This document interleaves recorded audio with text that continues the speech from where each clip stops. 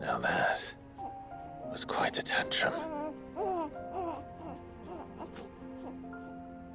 Clive! Where is he?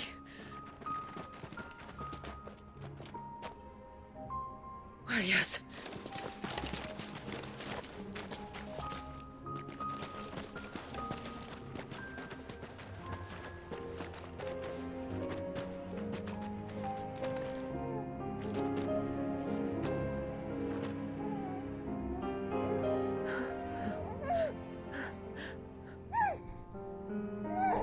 He's adorable.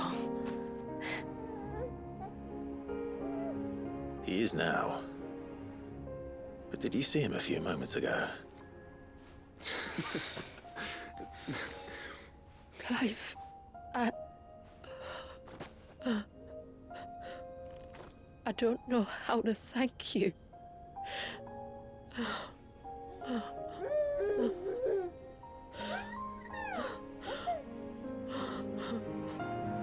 It's all right.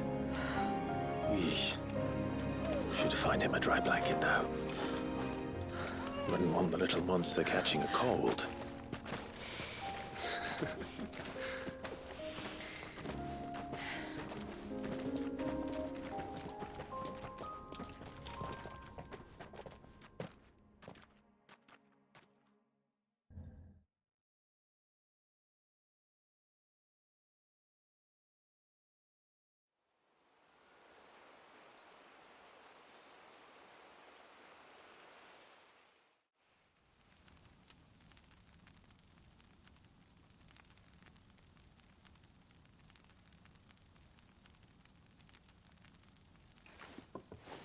There.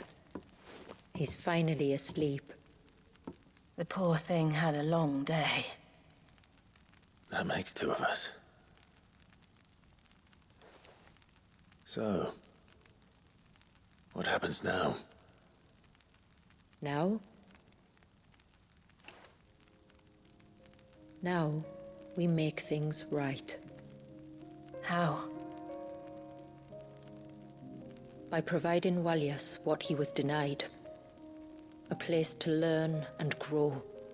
A family to love and protect him. So that one day, when the wounds in his heart and mind have finally healed, he might decide for himself how he'd like to live the rest of his life. But until then, I'll stay by his side, come what may. Then he's a lucky boy. And not only because he'll have the best warrior this side of the belt to teach him the battle axe. She'll do her best. Shula. The beast that threatened your home is tamed. The empire that threatened your people toppled. Might it not be time to cast off your ancestors' glamour and retake your place in the Twins? Perhaps. It's not as if we have the crystals to maintain the wall much longer. But are we truly safe? Is the world truly ready to accept us for who we are and what we believe? If I remember rightly, you and yours still choose to remain hidden, do you not? We do. Well, your people will always be welcome in Haven, regardless. As will yours in the hideaway.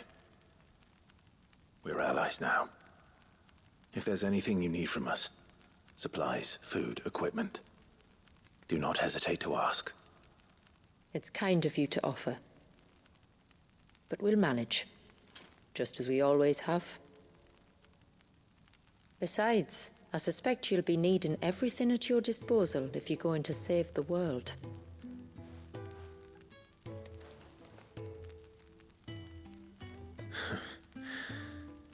I fear much of it is past saving.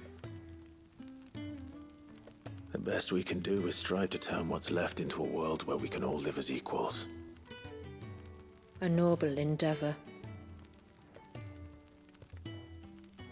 And there'll be a place in this world for us, will there? For Walius. For everyone. I swear it. Then we shall be waiting. Until the tides bear you back to shore.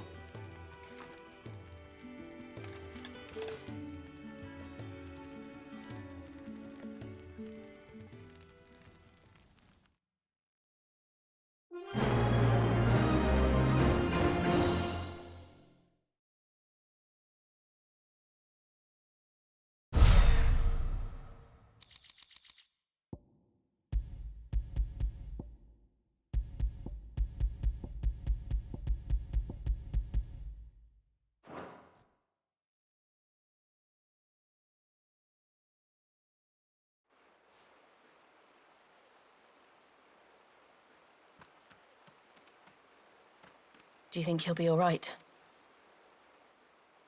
Well, yes. Only time will tell. But I can certainly think of worse places to spend one's childhood. The Motes of Water are a fine people, and they will take good care of him. Up by the Ver, Ultima spoke to me. He called Leviathan his most profaned fragment, and told me to redeem the sins that had laid him low. Is that so? The sins of Walius's ancestors were grave indeed.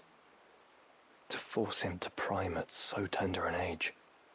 And to freeze him in time, that he might never know what it was to live. Yet I doubt either of those crimes was the source of Ultima's displeasure. It was that the Eikon's power had been put to another purpose than the one he intended. To him, Leviathan must have seemed an aberration. Could that be why Ultima made no attempt to lead me to him? The fear that this profaned fragment might corrupt his vessel somehow. Perhaps. Or perhaps he simply deemed Leviathan surplus to requirements. Having concluded that his vessel might be made to serve his purposes without the full sum of his power. His purposes. There's no escaping them. Even here. Hidden away in Mysidia, the blessing of the crystals proved nothing but a prison. A prison into which Walius was born, and from which freedom is hard won. If the world doesn't change, if we don't change it, he'll end up suffering the same fate as every dominant who came before him. Then we must change it. That we must. And we shall.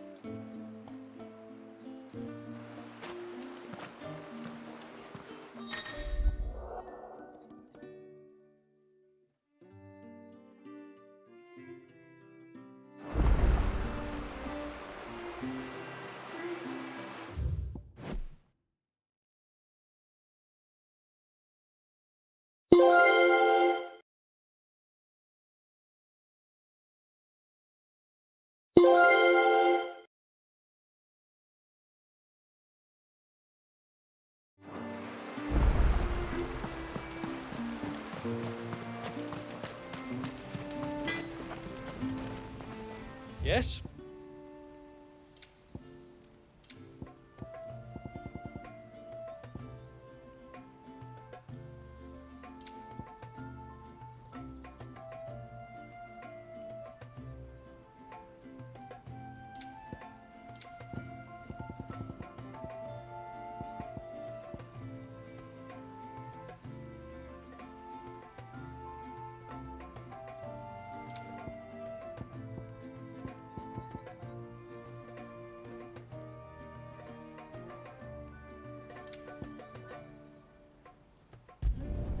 I'd like to see another smith do better. Can't be done.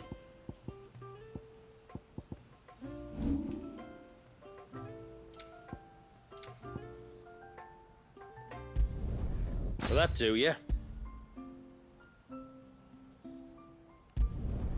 Done.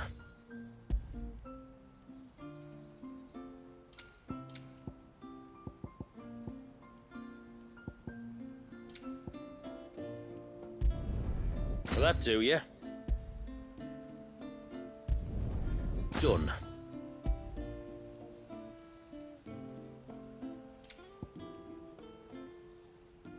A good tide to you.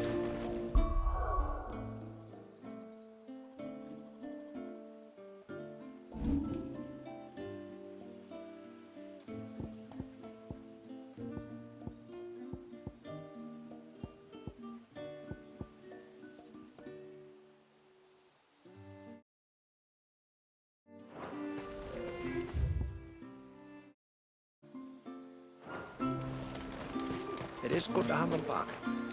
But how do we know the lad won't summon another flood?